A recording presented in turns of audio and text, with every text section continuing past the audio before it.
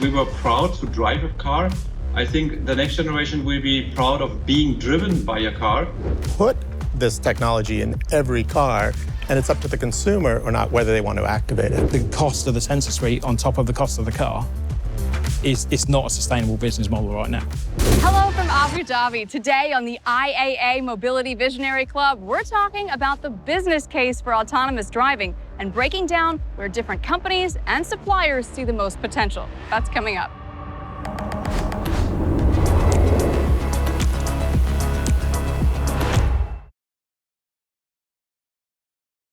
Autonomous driving is one of the major topics in the mobility industry. It's transforming the vehicles we drive and the industry itself. Today's IAA Mobility Visionary Club is all about business and which business models are going to prevail. I've got a fantastic panel. Let me introduce them to you.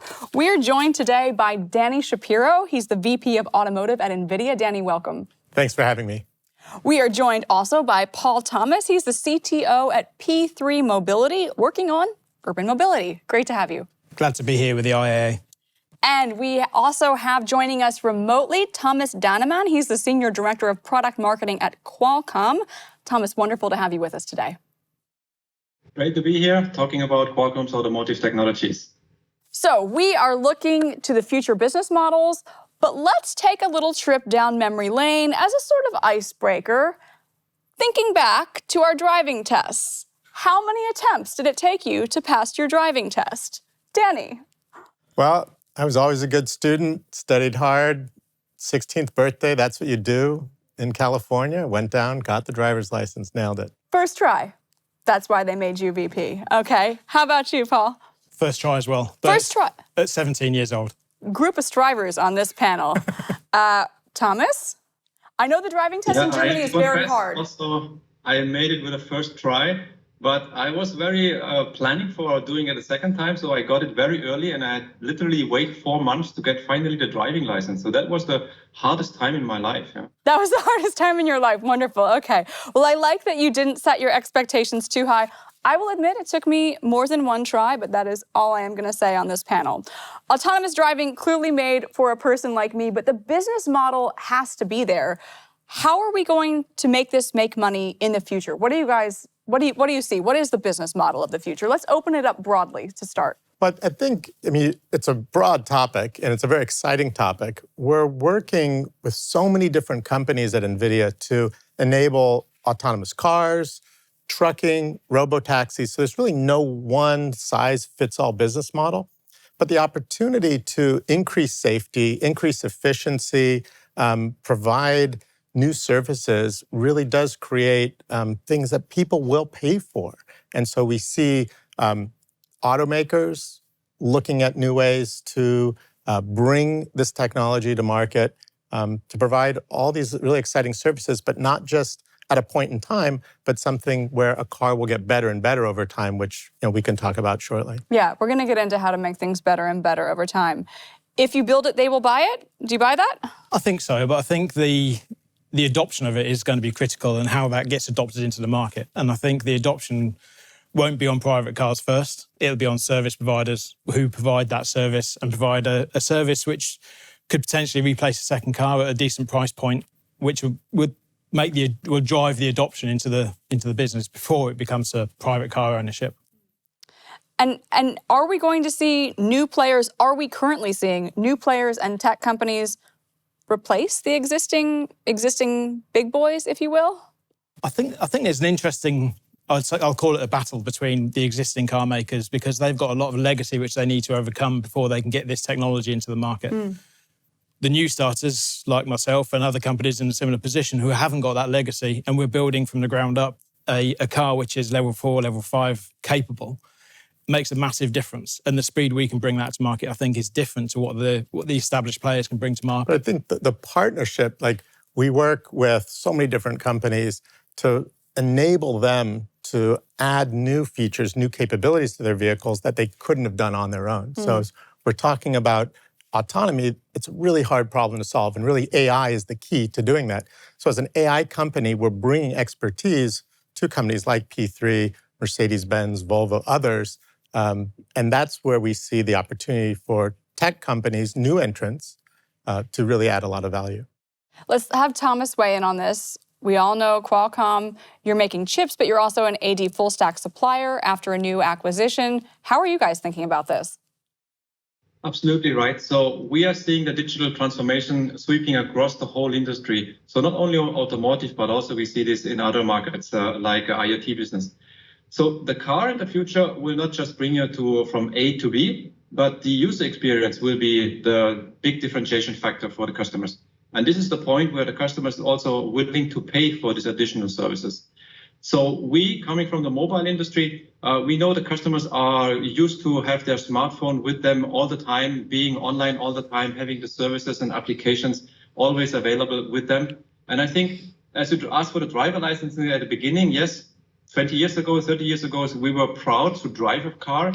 I think the next generation will be proud of being driven by a car and continue having their, let's say, social networks and community talk always ongoing while sitting in the car. And that new experience will certainly be supported by our technologies, for example, 5G technology. We will certainly see by the year 2028, roughly 70% of the cars all being connected. So you have all the services and features that you know from your smartphone ready with you in the car while you're riding, not necessarily driving.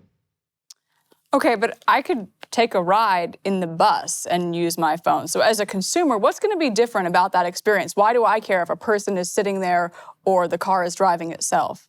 I think you'll have an option, right? We'll see the technology available. So when you want to drive, you can drive a car, but there may be certain locations, there may be use cases, there may be situations where you want the car to drive you. Or maybe you get to your destination and you want the car to just go park itself and then come back. So we'll offer valet services or chauffeur services, and it'll be a hybrid. So depending on where you are, depending on what you want to do, you'll have a choice. So that choice, you think, is going to be key for the consumer component. Would you agree with that? I think there's, just like today's market, we use different cars for different things. And I think the different services will provide a different function for each of those people that want to use it. There'll be premium sector where people are used to being driven in S-Class now. They want to keep that premium feel. And there'll be people who take the bus who maybe can't afford that premium feel, but they still use autonomy to get from A to B because you're saving the cost of the driver and it's much more efficient and it's much safer. So I think we'll still have the stratified thing where we'll have like minibuses or small buses which are autonomous, and then we'll have normal range of cars, and then there'll be a premium service. And I think the key differentiator, which Thomas brought up, I think is the user experience is key to what each of those services deliver, because each person has a different expectation at a different time and what service they will use. Okay, so what is required? On top of that, in addition to that, maybe you can also imagine how much more lifetime you get back. Have you ever calculated how many time you spend in finding a parking lot for your car? I think this is a classical job that the car could do on your own. So the car could drive around finding a spot for you while you're already going shopping or going for work. So I think this is also giving lifetime back to all the users. It is, but I think the where we are in the product right now is that the cost of the autonomous system won't allow it to go onto people's cars. I think what will happen is that mobility as a service will come first because of the business model, as we're here to talk about, doesn't support it being on private cars at this point in time because of the cost of the sensor suite and the cost of the compute module. Okay, that's an interesting point. True or false? As long as labor costs are low, there is no real business case for autonomous ride-pooling vehicles. False. False? False. Thomas? Well, false, yeah. So we all agree there is a business case. What we're seeing is, in the next couple of years, consumer cars will be outfitted with the sensor suites. They'll be outfitted with the computing horsepower inside to run all the algorithms to safely drive. And consumers will have the option of purchasing that car at different levels of capability. But it's the creation now we've done with companies like Mercedes-Benz or Jaguar Land Rover, that there'll be a software-defined car. Just like your phone is software-defined, you can get new apps, you can update the car. Consumers will pay for different service levels on that vehicle. And so this is where I think the business model makes sense to put this technology in every car, and it's up to the consumer or not whether they want to activate it. How are you thinking about this, Thomas? You're coming from Qualcomm. What's the perspective? I agree with Danny. So it is indeed something that is changing in the industry. So we call it the software-defined car. So the car industry, of course, now has to massively invest into software development to get this software up and running. But over the time, the software will grow, features will be coming on top of that. And as long as the sensor set that is built in the car will support new features, the features and the new way of working with the car will enrich over time. So it is not a one-time investment anymore for the car maker to develop it for a car platform. And then with the next car platform in 5 years, they have to redevelop everything again. No, with the technology that we are also supporting with software-oriented developments, we can give the customer the capability of developing software and reusing this of different generations of hardware being used in the car. And so that way, the monetization of those developments are, let's say, not just on one car platform, but it will be spread over the lifetime of the company, basically. So you will see much, much more benefit in the future with more features, and the car makers can build on top of what they already developed in the past years. What is, do you want to weigh in? Go ahead. I was just going to weigh in, though, that the initial cost, though, for the current sensor suites which are out there now are prohibitive to be putting on for the consumer to buy, because the cost that would put on the bottom line of the car would make the car so expensive, it would put it out of the price range of most people. So as an OEM, from the OEM's perspective, you know, the cost of the sensor suite on top of the cost of the car it's not a sustainable business model right now. Can you give us a number? Like, what are we talking? Like, put it in a... I mean, I'm sure these guys can give much clearer numbers than I can. Oh, fair enough. Okay. But, you know, we're working in a range where it's from the normal cost of the hardware of the car plus maybe 30 or 40% for the sensor suite at the current time, which is going to deliver a decent autonomous service.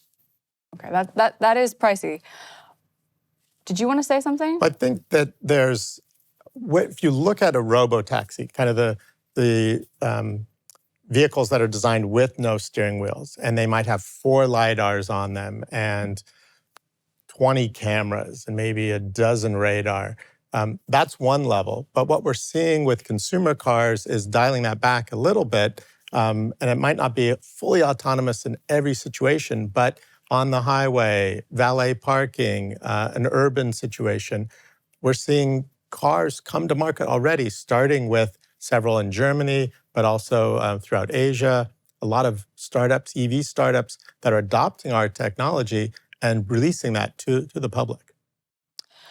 What is required at this point, besides the technology, to make autonomous cars more widespread? Is it bringing down the costs? Is it regulation, easing regulations, just strategy? What's missing here? Regulations is a key driver for this. And, you know, there's lots of people working on this right now. And there's lots of cities who are interested in doing this and lots of government bodies who are looking at the way that we're going to change the regulations from where we are today with human-driven cars through to autonomous. And over the next few years, those regulations will start to change. And they have to change for it to be adopted. Because at the moment, the regulations do not allow a non-driven car by a human-driven car to be on the road. And there's a minimum level of safety required to meet that, though, because safety is the key thing which autonomy should deliver. And to deliver that it's the bare minimum of what autonomy needs to deliver. Our primary concern is safety. I think you hit the nail on the head there. But how do you show that it's safe? I mean, that's the key. And so what we've seen is a need to be able to prove that it's safe. But you're not going to take these vehicles and just put them out on the roads. And so we're using simulation. So creating virtual worlds to be able to train the AI, but also then test and validate that cars are safe. So we can create all kinds of scenarios. We can change the weather. We can change the time of day. We can change the scenario and do that in what we call the omniverse. So using graphics technology that has been used in video games, now making it physically accurate and being able to model the vehicles, the physics there, but also the software that's going in the car, we can test and validate before we put it on the roads. And so that's going to go a huge way to basically have a virtual driver's license test. So instead of the 16, 17-year-olds, the computer now basically proves that it can drive safely. So sort of a virtual test for the software. That's right. That's fascinating. Let's let Qualcomm weigh in on this. Thomas, how are you guys thinking about the safety question? Yeah, so this is the reason why we in Qualcomm are offering our customers what we call the digital chassis. So it's a horizontally integrated platform that provides all the technologies needed to create a user experience, so the digital cockpit, the compute for the ADAS processing, as well as the connectivity to the internet, to other cars. Cellular V2X is one of the technologies that could be considered as another type of a sensors for the autonomous driving, and also all the cloud services that are needed in the background, that you get additional data, that you can share information, that you can update your fleet with software. So I think we are going to provide a lot of technologies for this autonomous driving market to make it more easier for the OEMs to develop the cars and bring them to the road much faster. And I agree. So we should not start with the highest level of autonomy to bring that to the road. Let's start with some specific use cases where we say highway pilot works autonomously. So imagine you're going for a ride on vacation and 4 hours of the 5 hours trip is on the highway. And that time you don't have to steer the car. The car's driving on its own. So I think this is the value that the customer will appreciate it. Also, valid parking features, where you can just step out of the car in front of the door and the car will then automatically drive to a parking spot. So I think those are the features which the customers will appreciate it. And our technologies will enable the OEMs to build those cars very quickly and bring them to the market with the right features that the customers are ready to pay for. That's interesting. Paul, can we get your reaction to that? I mean, I also worked at another car company where we've done this, and on freeway driving in the US, for example, it's a fantastic use case to not have to concentrate on the freeway, especially when you're sat in traffic at very low speeds. And they were already testing this some years ago, and it's a great experience to do that. And I mean, it used to help me a lot. On the way home, for example, in California, we sit in traffic for 2 hours in a commute. And if I didn't need to drive for an hour and a half of that, it was brilliant. I could do lots of other things. And that use case is brilliant. But what we need to do is expand that to make it really useful. And the urban environment is key to that. And I think the freeway part in all honesty, is the easy part of autonomy. There's very little unexpected that happens on the freeway because they're so well controlled. I mean, driving standards change from country to country and habits and those things, but they're well controlled, well understood in what it is. The real challenge is at a little bit lower speed where you're in the urban environment. But I think that's also where the biggest safety benefit is for the autonomous vehicles. They're always switched on. They're never tired. They're never distracted. They're not on their phones. The computers just don't do that sort of thing. And from an OEM's perspective, that's the key driver for us, is proving that, we've got to prove not only to ourselves, because we've got to be comfortable with what we're delivering, but we've got to prove to the authorities that it's safer than the average human driver would be by a number of times before it gets accepted into the market.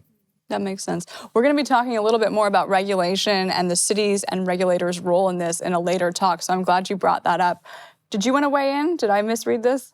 I think what we're talking about really, again, is proving that it's safe. And this is where so much work has to go, not on inside the car, but training the AI. And so it's just like a child learns. When they're 4 years old, they don't know much. The more you teach them, right, they will learn to drive. And so that's where training of the AI is key. And I think a lot of work is still going into that. And now not just being able to detect a pedestrian, but being able to detect a pedestrian that is distracted, right? And so as a human driver, when you're cruising along, if you see people ready to step off the curb, you're going to react differently than somebody who's patiently just waiting for the light to change. And so we need to be able to develop software that has that level of understanding of the environment.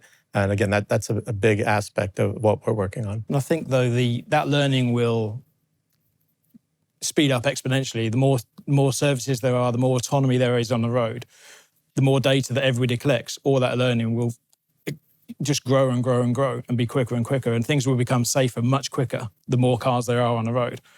So it's important to get the first set out there learning. Are we going to see closer collaboration between suppliers and tech companies and OEMs? And how is this going to play out in the future? Are you guys going to work together? That seems hard to imagine, Qualcomm and NVIDIA.